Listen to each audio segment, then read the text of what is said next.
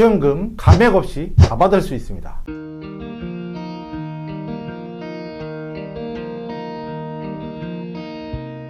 안녕하세요. 연금닥터 김용택입니다. 말도 많고 탈도 많은 기초연금 고민이시죠? 일정 수준 이상의 국민연금을 받으시는 분들이 기초연금을 신청하시게 되면 기초연금이 일정 부분 감액이 됩니다. 그 기준액이 46만 1250원인데요. 국민연금을 46만 1250원 이상을 받으시는 분이 기초연금을 신청하시게 되면 연계감액이라고 해서 일정 부분 감액이 돼서 기초연금이 나오게 됩니다. 지난 9월 30일 기초연금 확대법에 대한 민주당의 발표가 있었는데요.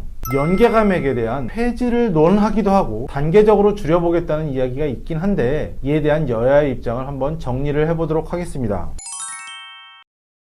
민주당의 의견은 이렇습니다. 첫 번째 안은 소득 하위 70%에게는 40만원을 주고 상위 30%에게는 20만원으로 차등 지급을 하겠다. 이 안은 만 65세 이상 어르신들 전체에게 30만원씩 지급하겠다. 이 두 가지 안을 가지고 민주당에서 기초연금 확대법을 발의를 했는데요. 여기에 연계감액 폐지안도 같이 들어있습니다. 소득 하위 70%에게는 연계감액을 폐지하고 상위 30%에게는 현행안을 그대로 유지하자라는 것이고, 지급 시기도 2023년에 지급을 하자라는 것이 민주당의 의견입니다.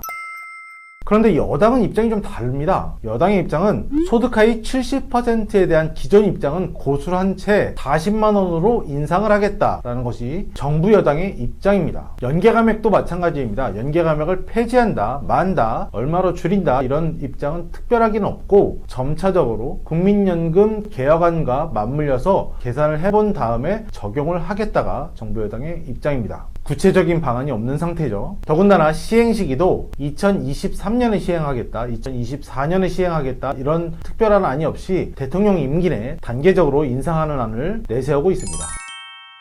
자, 그러면 어떤 안이든 국회 통과 가능성이 있을까요? 일단 정기국회에서 통과하려면 의석수의 과반 이상의 찬성이 있으면 통과가 가능합니다. 그런데 문제는 이에 대해서 대통령의 권한이 하나 있습니다. 대통령은 거부권을 행사할 수 있습니다. 정부 여당의 입장인 대통령은 민주당이 발의한 안에 대해서 결정이 될 경우 거부권을 행사할 수도 있는 거죠. 거부권을 행사한다면 다시 정기국회로 또 가야 됩니다. 다시 정기국회로 가서 부결된 안에 대해서는 기존에 절반 이상의 찬성을 얻으면 됐었던 게 기준이 조금 더 올라갑니다. 3분의 2 이상의 찬성을 얻어야지만 통과가 되는데, 지금 현재 민주당의 의석수는 절반 정도를 좀 넘는 수준밖에 안 됩니다. 그래서 정기국회 1차 국회안을 통과를 할 수 있어도 만약에 대통령이 거부권을 행사한다면 2차 안에 대해서 통과할 가능성이 쉽지 않아집니다. 그렇다면 이 안이 과연 통과가 될까요? 여기서 짚어야 될 것은 정부 여당의 딜레마도 있다는 것입니다. 윤석열 대통령이 지난 대선 당시 기초연금을 40만원으로 확대하는 방안을 공약으로 내세웠고, 이에 대한 실행이 만약에 제대로 이어지지 못한다면, 여당의 대부분의 표밭인 65세 이상 어르신들의 민심을 얻지 못한다면 내년 총선에 영향을 미칠 수 있습니다. 이러한 여파로 만약에 내년 총선에서 엄청난 패배를 한다면 의석수의 대부분이 민주당으로 갈 것이고, 이 안은 다시 한번 국회에 상정돼서 통과될 수밖에 없겠죠. 그렇다면 이번에는 어떻게 해서든 대통령의 의견이라든지 여당의 의견을 반영시킬 수는 있겠지만 이후 국정 운영 자체가 어려워질 수 있겠습니다. 따라서 이번 정기국회 통과 가능성은 아주 높아졌습니다. 어떤 방법으로라도 연계 감액은 일부 폐지가 되거나 단계적인 폐지가 되겠죠.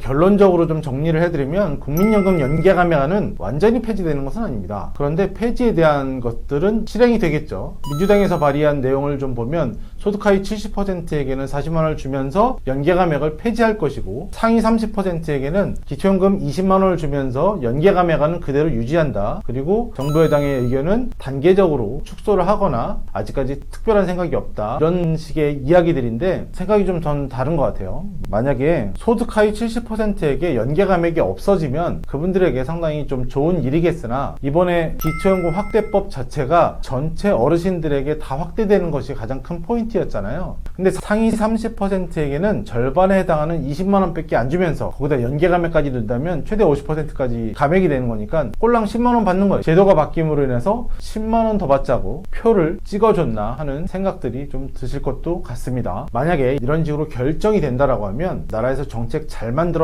하진 않으실 것 같습니다.